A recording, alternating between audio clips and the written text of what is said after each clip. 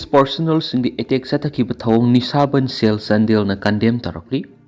Drug lalonbada senaba miyoi sing phanaba tha asigi amagi numidang na Chandel district ki sajik tampaki Longja village the operation sathaba sangsilakhiba Manipur police ki kangbu mabu miyoi khrana lana sandoktuna numid adugi numidang pung mapalom tabada Longja khulda nupi miyam amadi volunteers singna Manipur police ki kangbu dur attack sathaba galoinana makoina tonglokbu gari amang ata thon ki thawong bu Nisha Banth Cell Chandel na akan mamong da condemn tarakli.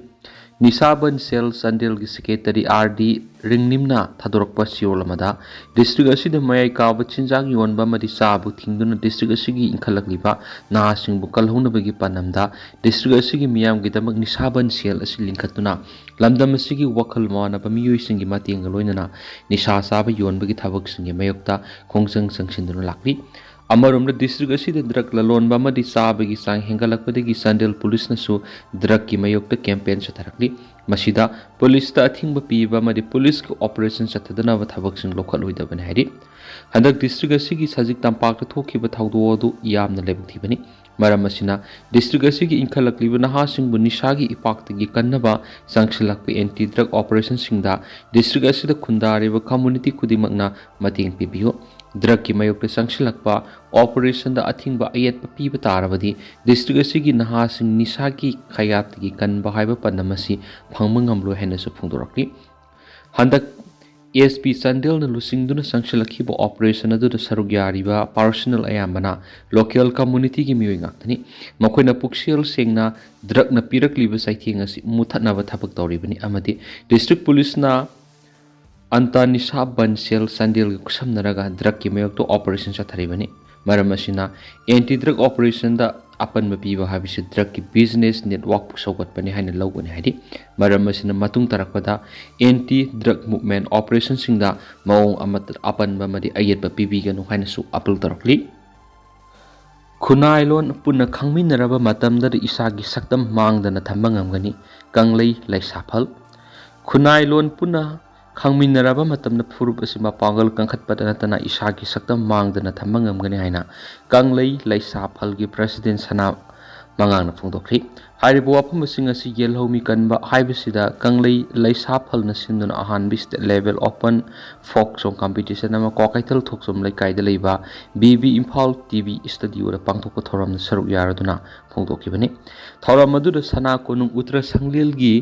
angom ningthau angom poirei ton saruk yaki Thauramga mari lainana kanglei laisafal gi president sana mangang hai aikhogi paipusna thambiramba sasak amadi nat ki weba phijesing masa khaina khangmangam ba panamda khunung isai sangdamna ba si pangthokani sangdamna ba sin hogolagliba na ha singdana tana mama mapa oibising nasu khunung isai de yawri ba masak sing mayek sing na khangan bada mating oiragani haibaga loinana khunai lol mapung phana khangmangam drabadi ipfurup amadi aikhogi leijari be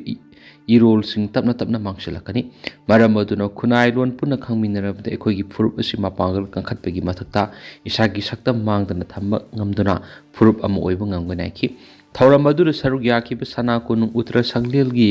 angom ningthau angom poirei ton hai isagi nat isana ngaksaba natana mitopna laklaga ngakloi isagi nat isana kanjab sangi yelho mi da natana yelho ngi ngai digi khunai siga sagona duna laklaba leidagi horaga tauba hui phauba masak olakli mitop ka punma matamda pau phaunaba ngamnaba mitop ki lol sisinarabas ekoi masel punma matamdadi isagi lol mayek yokhanaba honamina saikhi National Highway da Kanglup punamak ningtamna sathanba IDP sing masagi mayumda hanjin hananaba taksinba haina warem nakri Imagi Maira Manipur International Youth Center amadi awang sekmai kanba nupi lupna sinduna miyamgi khana nainaba mifamama ngasi palace compound leiba ibo yaima sumang lela sanglena pangtokri mifam maduna National Highway da Kanglup furu kudimak maning tamna sathan ba amadi lanjinaraba IDP sing masabin sagi mayumda hanjin hananaba taksin ba haina ware mari lokre ngasigi mifam maduna UNI gi bureau ningtha khongjam saitejna moderator oina saruk yabaga loinana senior advocate Condemn mani amoko gi president SM Jalal senior advocate Rakesh Mahubam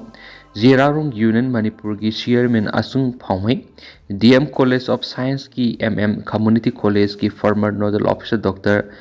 Rahizuddin ꯁꯦꯛ ꯑꯃꯁꯨꯡ ꯃꯅꯤꯄꯨꯔ ꯌꯨꯅꯤꯚꯔꯁꯤꯇꯤꯒꯤ department of ꯂꯣꯒꯤ assistant professor Sapam Dilip Kumar, ꯏꯃꯥꯒꯤ ꯃꯩꯔꯥꯒꯤ president T H. ꯁꯨꯖꯥꯇꯥ ꯑꯃꯗꯤ core ꯀꯃꯤꯇꯤꯒꯤ ꯈꯟꯃꯤꯟꯅꯔ ꯕꯤ.ꯁꯤ. ꯁꯤꯃꯔꯦꯅ ꯋꯥꯉꯥꯡꯂꯣꯏ ꯑꯣꯏꯅ ꯁꯔꯨꯛ ꯌꯥꯈꯤ꯫ ꯉꯁꯤꯒꯤ ꯃꯤꯐꯝꯗ ꯈꯟꯅꯈꯤꯕ ꯍꯤꯔꯝꯁꯤꯡꯗꯤ ꯃꯅꯤꯄꯨꯔꯒꯤ ꯅꯦꯁꯅꯦꯜ ꯍꯥꯏꯋꯦꯁꯤꯡꯗ ꯃꯅꯤꯄꯨꯔꯗ ꯈꯨꯟꯗꯥꯃꯤꯟꯅꯔꯤꯕ ꯀꯥꯡꯂꯨꯞ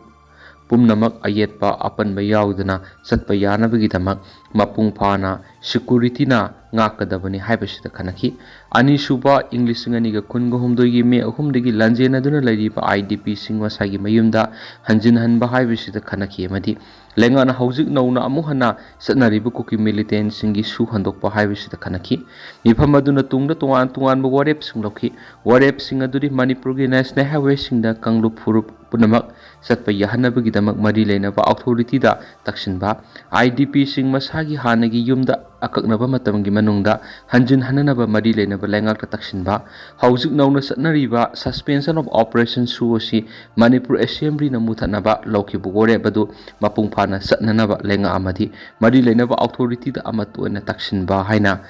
ꯋꯥꯔꯦꯞ ꯂꯧꯕꯒ ꯂꯣꯏꯅꯅ ꯋꯥꯔꯦꯞ ꯋꯥꯐꯝ ꯑꯁꯤ ꯊꯕꯛꯇ ꯑꯣꯟꯊꯣꯛꯅꯕ ꯃꯔꯤ ꯂꯩꯅꯕ ꯑꯣꯊꯣꯔꯤꯇꯤꯗ ꯇꯛꯁꯤꯟꯅꯅꯕ ꯄꯨꯟꯅ ꯍꯣꯠꯅꯃꯤꯟꯅꯕꯗ ꯃꯤꯌꯥꯝꯒꯤ ꯑꯆꯧꯕ ꯑꯃꯗꯤ ꯑꯄꯨꯟꯕ ꯈꯣꯡꯖꯪ ꯑꯃ ꯃꯊꯧ ꯇꯥꯔꯦ ꯍꯥꯏꯅ ꯂꯦꯞꯅꯈꯤ꯫ ꯍꯥꯏꯔꯤꯕ ꯑꯆꯧꯕ ꯈꯣꯡꯖꯪ ꯑꯁꯤ ꯉꯁꯤ ꯄꯨꯜꯂꯤꯕ ꯂꯝꯗꯒꯤ ꯂꯥꯛꯂꯤꯕ CSO ꯀ꯭ꯂꯕ ꯑꯃꯗꯤ ꯃꯩꯔꯥ ꯄꯥꯏꯕꯤ ꯄꯨꯝꯅꯃꯛꯅ ꯌꯥꯅꯗꯨꯅ ꯄꯨꯟꯅ ꯆꯠꯃꯤꯟꯅꯕ ꯍꯥꯏꯅꯁꯨ ꯌꯥꯅꯈꯤ꯫ ꯂꯣꯏꯅꯅ ꯈꯣꯡꯖꯪ ꯑꯁꯤꯕꯨ ꯂꯝꯗꯝ ꯑꯁꯤꯗ ꯄꯨꯟꯅ ꯈꯨꯟꯗꯥꯃꯤꯟꯅꯔꯤꯕ ꯀꯥꯡꯂꯨꯞ ꯐꯨꯔꯨꯞ ꯈꯨꯗꯤꯡꯃꯛꯅꯁꯨ ꯁꯧꯒꯠꯄꯤꯅꯕ ꯑꯄꯤꯜ ꯇꯧꯔꯛꯂꯤ꯫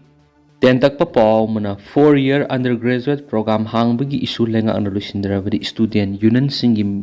ꯃꯤꯐꯝꯅ ꯂꯣꯏꯁꯤꯜꯂꯒꯅꯤ ꯗꯦꯁꯥꯝ꯫ 4-year ꯑꯟꯗꯔ-ꯒ꯭ꯔꯦꯖꯨꯑꯦꯠ ꯄ꯭ꯔꯣꯒ꯭ꯔꯥꯝ ꯍꯥꯡꯕꯒꯤ ꯏꯁꯨ ꯂꯩꯉꯥꯛꯅ ꯑꯊꯨꯕꯗ ꯂꯣꯏꯁꯤꯟꯗ꯭ꯔꯕꯗꯤ ꯑꯣꯛꯇꯣꯕꯔ 6ꯇꯒꯤ ꯁ꯭ꯇꯨꯗꯦꯟꯠ ꯌꯨꯅꯤꯌꯟꯁꯤꯡꯒꯤ ꯃꯤꯐꯝꯅ ꯂꯣꯏꯁꯤꯜꯂꯒꯅꯤ ꯍꯥꯏꯅ ꯗꯦꯃꯣꯀ꯭ꯔꯦꯇꯤꯛ ꯁ꯭ꯇꯨꯗꯦꯟꯠꯁ ꯑꯦꯂꯥꯏꯟꯁ ꯑꯣꯐ ꯃꯅꯤꯄꯨꯔ ꯗꯦꯁꯥꯝꯅ ꯐꯣꯡꯗꯣꯔꯛꯂꯤ꯫